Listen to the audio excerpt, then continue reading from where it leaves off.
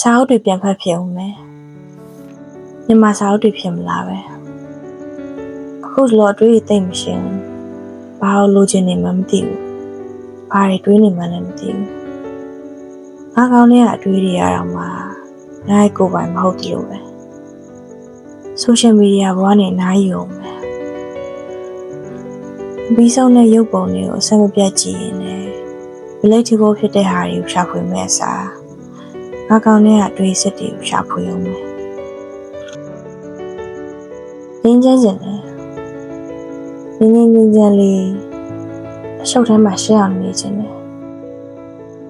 အရင်တော့လည်းငင်းချင်တယ်ပြောဖို့ပါပဲဒီကဘာထွက်သွားတော့မယ်ရှင်တန်ချင်းကိုဆွန့်လွတ်ခဲ့တော့မယ်ဒီတစ်ခေါက်တော့ဒီကဘာမှာနေချင်တယ်ရှင်တန်ချင်းကိုရွေးချယ်ချင်တယ်ကြည်ဆွဲစာအုပ်ဖတ်ရင်အချင်းလေးနားထားတယ်ပြစ္ဆုတ်ပံမှာငင်းချမ်းနေပြီးတော့